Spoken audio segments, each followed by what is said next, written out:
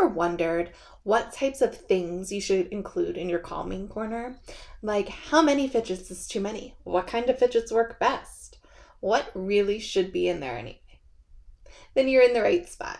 Hi, I'm Amy Murray from Teaching Exceptional Kinders, and this video is part 4 of our Calm Down Corners series.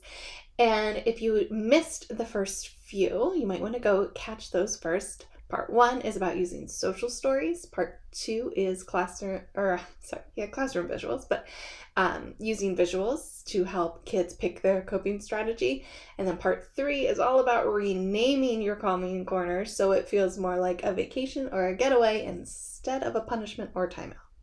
And so today we're going to talk about okay, all that is important, but what should be in the calming space? So I am coming at you from a kindergarten perspective. My experience using a successful calming space in my classroom was in kindergarten. So that doesn't mean this won't work first, second, third, whatever grade that you teach. But it's going to look different in everyone's classroom. So this is what worked for me, and that's what we're sharing today. Let's take a look. One of the most important things about your calming space needs to be limiting options or choices so you're not overwhelming students. We talked about that in the first few videos, and it's still true, especially with the fidgets and whatever other options you're going to include. Because if you reflect about yourself for a moment, when you're feeling upset or angry or agitated, the last thing you want is to start having to make decisions, right?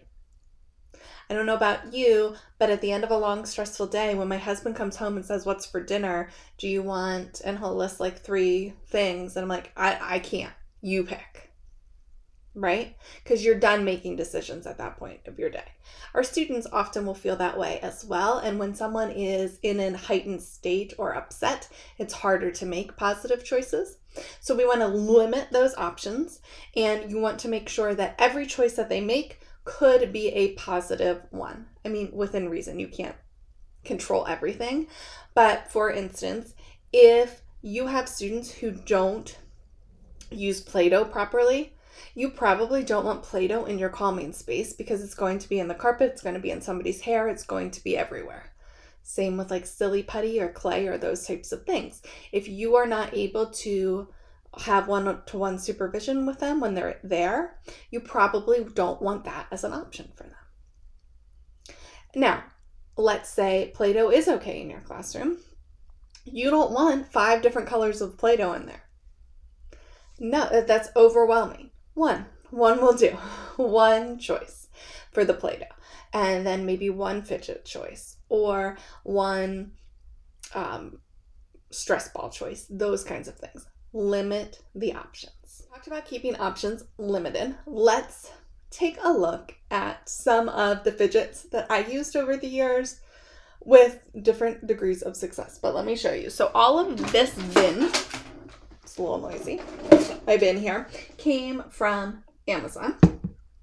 And there's all different, you can get sensory packs. I will drop affiliate links below to the 2 packs that are in here. Some are better than others. I will also drop a link to my favorite toggle.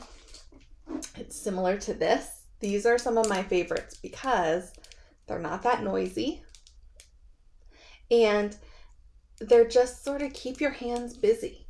As a teacher, I could have used this while I was proctoring tests or something.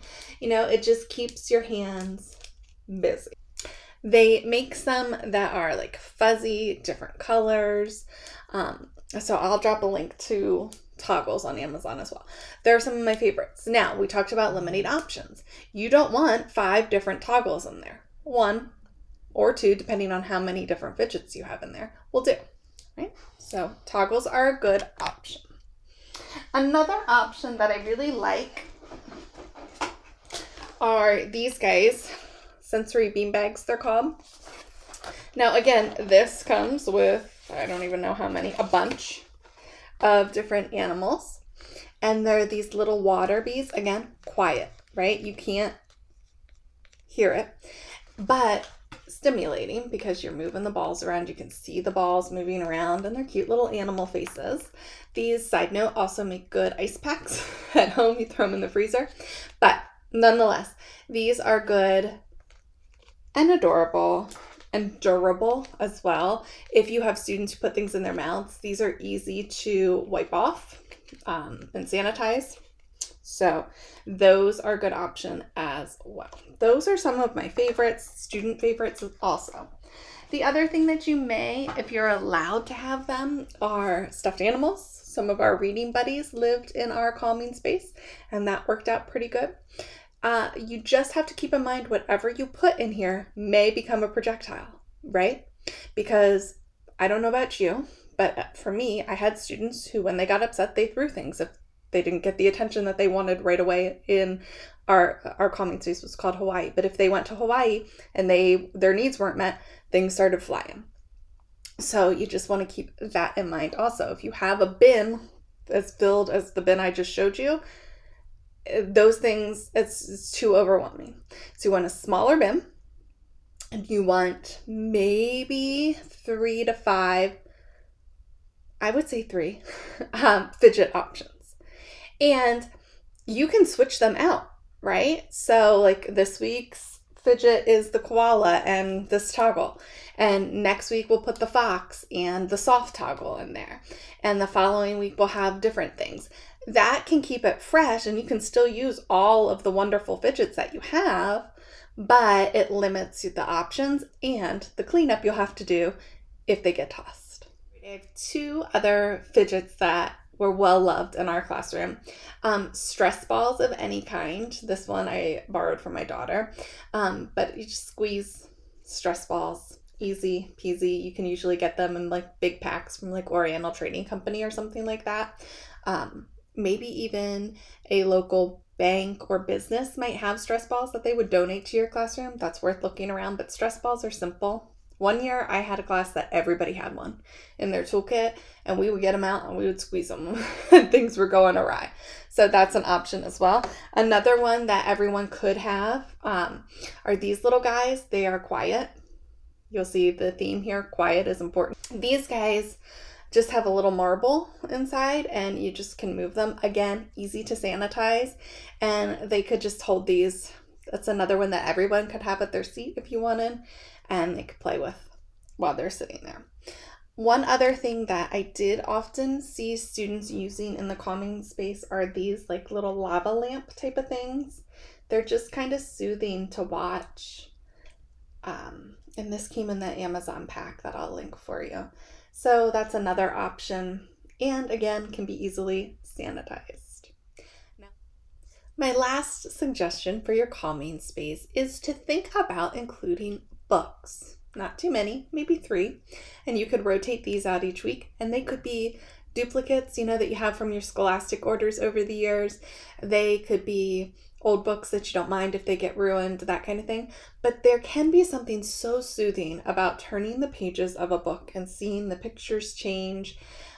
It just can help some kids calm down. Other kids, it may be triggering, and you know your class best. But one year I had kids who really loved to just sit and flip through books. It wasn't too distracting for the rest of us, and they could still listen as they were flipping because they weren't necessarily reading in kindergarten, most of them. So they could be listening while they were flipping through the pages. Thanks for stopping by to hear about what we included in our calming space inside our kindergarten classroom. I'd love to hear what you include in your space or what you wouldn't include in your space. Leave a comment and let me know. While you're down there, you can grab the affiliate links to the fidgets that I shared and talked about today, as well as a link to our blog post to hear more about calming spaces that truly can work in a kindergarten classroom. And please like and subscribe if this video was helpful to you. That lets YouTube know that other kindergarten teachers would find it helpful as well.